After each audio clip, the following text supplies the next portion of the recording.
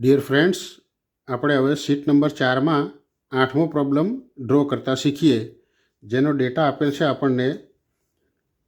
A rotating disc of phi 50 mm rotates over another circle of phi 150 mm. Draw path of a point P for one complete revolution of rotating disc. Initially, point P is at the contact point of both the disc. તો આ case આપણને એપિસાયક્લોઇડનો આપેલ છે. અગાઉ આપણે જે video જોયો તો એમાં સર્કલ છે એ સ્ટ્રેટ લાઇન પર રોલ થતું હતું. આ કેસમાં એક સર્કલ રોલ થાય છે, રોટેટ થાય છે, કે જે બીજા સર્કલ ઉપર, કે જેમાં બે વ્યાસ આપ્યા છે કે 50 mmનું સર્કલ નાનું છે, જે 150 mm વ્યાસના સર્કલ ઉપર રોટેટ થાય છે. જો ઉપર રોટેટ થાય તો એપિસાયક્લોઇડ કહેવાય. અને આના પછી આપણે બીજો એક વિડીયો બનાવીશું કે જેમાં સર્કલની અંદર રોટેટ થાય તો તેને હાઇપોસાયક્લોઇડ કહેવાય છે. તો આપણે સ્ટાર્ટિંગ પોઈન્ટ આપ્યો છે કે બે સર્કલ જ્યાં મેચ થાય છે તે પી પોઈન્ટ છે, બરાબર, જેનું ગુજરાતીમાં ડેટા આપણને આ રીતના આપેલ છે.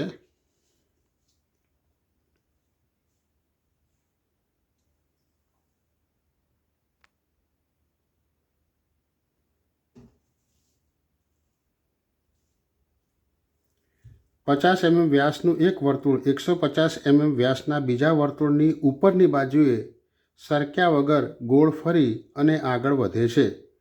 તે એક રોટેશન ફરે છે તો વર્તુળના પરિઘ પર આવેલ બિંદુનો પથ દોરો, તેને નામ આપો. સરક્યા વગર લખેલું છે તે કન્ડિશન જરૂરી છે. આમ નોર્મલી લખે કે ના લખે આપણે એ ધારી લેવાનું હોય છે. તો આ કેસમાં આપણે એપિસાયક્લોઇડ દોરવાનો. તેમાં સૌ પ્રથમ આપણે આ થીટા શોધવાનો હોય છે. થીટા બરાબર small R upon capital R into 360 degree.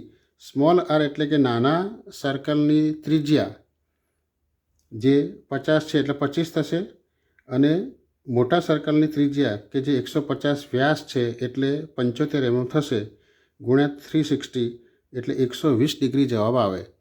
તો આ 120 ડિગ્રી છે એ થીટા આપણી માટે થશે. તો હવે મારી સાથે દોરવાનો પ્રયત્ન કરજો તમે.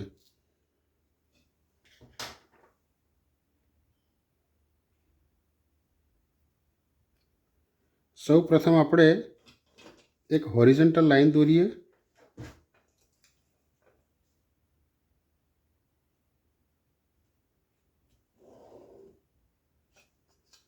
હવે કોણ માપક લઈ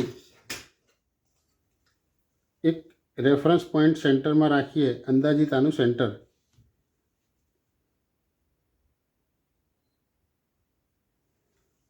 $90 ડિગ્રી. ત્યારબાદ આપણે 120 ડિગ્રી છે એટલે 60 ડિગ્રી આ બાજુ અને 60 ડિગ્રી આ બાજુ લેવાનું. 120 ડિગ્રી તે રીતના લેવાનું. તો અહીંયા જો 10, 20, 30, 40, 50 અને 60 એટલે અહીંયા થશે. તે રીતના 10, 20, 30, 40, 50 અને 60 આ બાજુ થશે.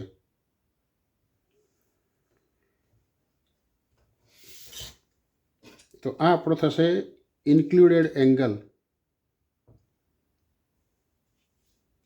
અહીંયા આપણે 75 અને 25 એટલે કે 100 mm થી વધારે લેન્થની લાઈન દોરી દેવાની, એપ્રોક્સિમેટ બંને સાઈડ. આટલું થઈ ગયા પછી પરિકરથી અહીંયા 75 mmની એક માર્ક કરવાનું છે, કે જે આપણને મોટું સર્કલ કીધું છે તે.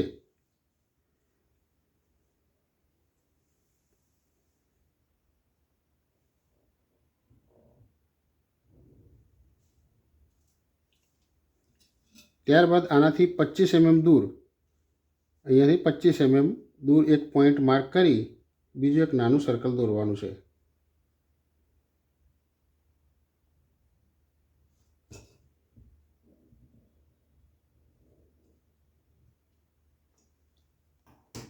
આ સર્કલ દોરી જાય. સોરી. હવે આપણે આ જે પોર્શન છે તેના 8 ભાગ પાડીએ અને આ સર્કલના પણ 8 ભાગ પાડીએ. તો કોણ માપકનો ઉપયોગ કરવાનો છે આપણે. શરૂઆતમાં જે રીતના રાખ્યું હતું તે રીતના જ ટોટલ 120 ડિગ્રી છે, ભાગ્યા તમે 8 કરો તો 15 ડિગ્રી આવે. તો અહીંથી શરૂ કરો તમે 10 અને 5 15, પછી બીજા 15 15 15, એ રીતના આ બાજુ 15 15 ડિગ્રીના માર્ક કરવાના છે.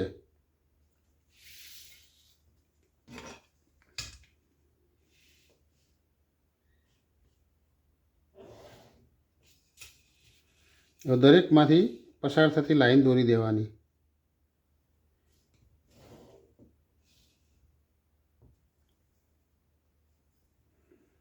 આ રીતના આપણે બધી લાઈન દોરી દીધી. હવે આ સર્કલના 8 ભાગ પાડીએ. તે માટે આ જે ઊભી લાઈન છે ત્યાં આપણે કોણ માપક આ રીતના સેટ કરવાનું છે કે તેના સર્કલના સેન્ટર ઉપર આ પોઈન્ટ આવે અને આ લાઈન મેચ થવી જોઈએ તમારી જે મેઇન લાઈન છે ત્યાં. તો સર્કલના આપણે 8 ભાગ પાડવા હોય તો 45 ડિગ્રી, 90 ડિગ્રી, 45 ડિગ્રી અને 90 ડિગ્રી તે રીતના માર્ક કરી અને તેમાંથી પસાર થતી લાઈન દોરવાની છે. એક બાજુ તમે માર્ક કરો અને થ્રુ આઉટ લાઈન દોરો તો બંને બાજુ ભાગ પડી જશે.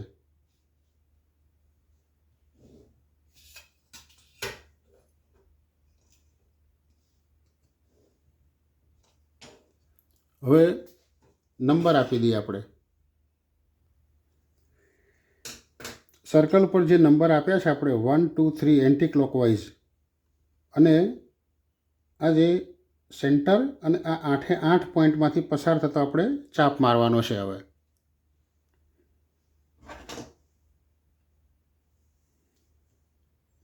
તો 8 નંબર પરથી આપણે એક ચાપ આવી ગયેલો છે. હવે 1 નંબર પરથી દોરીએ.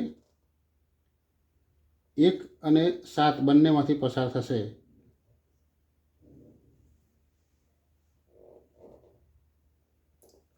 સેન્ટરમાંથી પણ આપણે ચાપ મારવાનો છે. સેન્ટર પર જે ચાપ મારો તે આપણે આ રીતના સેન્ટર લાઈન દોરવાની.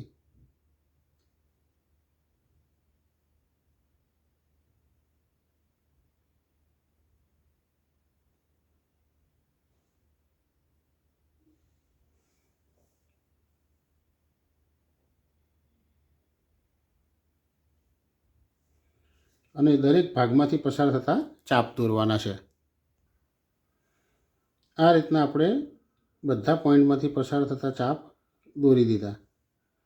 હવે સેન્ટરમાંથી જે ચાપ માર્યો છે અને આ જે લાઈનો છે આપણે, તો ત્યાં આપણે નંબર આપવાના છે.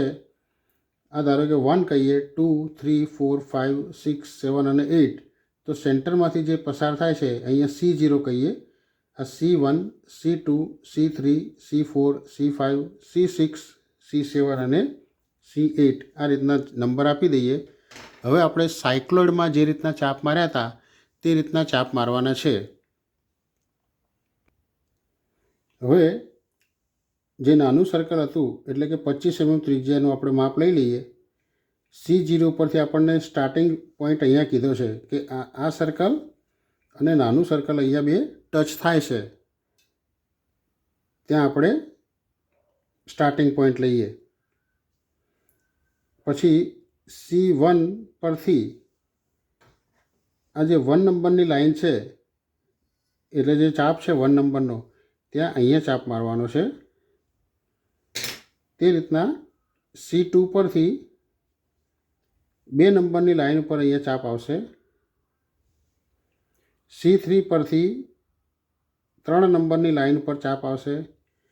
જે આપણે સાયક્લોઇડમાં કર્યું હતું તે પ્રમાણે જ આ વિડીયો અમારો મેકફેસ્ટ ચેનલમાં ડ્રોઈંગ બોર્ડ પર કામ કરતો પણ અવેલેબલ છે. આ રીતના તમે C6 7 અને લાસ્ટમાં C8 આ રીતના બધા ચાપ મારી અને સ્મૂથ કર્વ દોરવાનો છે.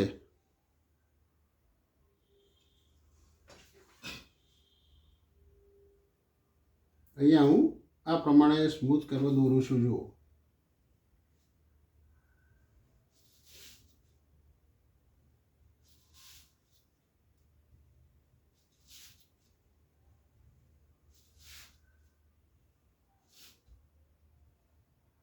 સ્મૂથ કર્વ દોરવા માટે આપણે પેજ ફેરવવું પણ પડે, કારણ કે આપણે હાથની પોઝિશન રોટેટ કરવાની એક લિમિટ હોય.